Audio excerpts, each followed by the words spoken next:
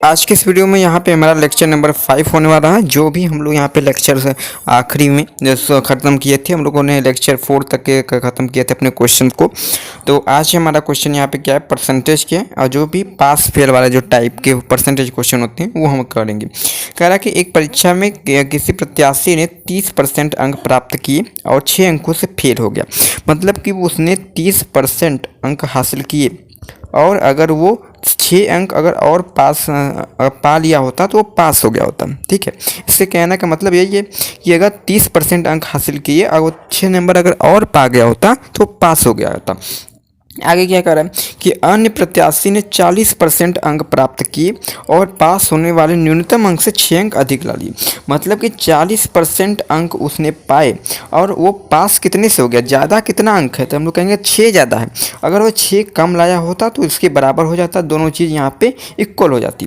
तो बस हम इसी कॉन्सेप्ट को यूज करके इस क्वेश्चन को सॉल्व करेंगे। तो चलिए यहाँ पे क्वेश्चन आपके सामने आ चुका है। क्वेश्चन को सॉल्व करेंगे। क्वेश्चन में यहाँ पे हम लोग सॉल्व करेंगे। तो हमसे कह रहा है कि 30% एक बच्चे ने लाया और वहाँ पे 6 अंकों से फेल हो गया, मतलब उसे 6 अंक और चाहिए थे। और हमें कह रहा है कि 40% अंक उसने दूसरा बच्चा पाया और पास होने वाले न्यूनतम अंक से 6 अंक अधिक पा लिया। मतलब कि 40% तो उसने पाए और 6 अंक अगर वो कम पाए होते तो पास हो गया होता। बस पास होने के वाले जो अंक है बस वहाँ तक पहुँच गया होता। ठीक है, अब इसको हम लोग डिफरेंट लेंगे, परसेंटेज को एक साइड में करेंगे और नॉन परसेंटेज टर्म को एक साथ करेंगे। तो आप करेंगे तो 10% बराबर आपका यहाँ पे 12 आ जाएगा। 1% की वैल्यू निकालेंगे तो आपका यहाँ पे 12/10 आ जाएगा। ठीक है, आपका 1% की वैल्यू 12/10 आ जाएगा। हमें क्या निकालना है, कह रहा है कि अधिकतम अंक निकालना, मतलब कि हमें पूरा पूर्णांक बताना है ये कितने नंबर का यहाँ पे पेपर था। तो पूर्णांक पूरा कितने होता है, तो हम लोग कहेंगे 100% अपने आप में होता है। ठीक है, पूर्णांक पूरा अपने आप में 100% होता है, इसलिए हम लोग यहाँ पे अपना 100% निकालेंगे। तो आपका 12/10 था और मल्टीप्लाई कर देंगे अपने 100। तो यहाँ पे 0 से 0 कट गया, आपका 120 आंसर करेक्ट हो जाएगा।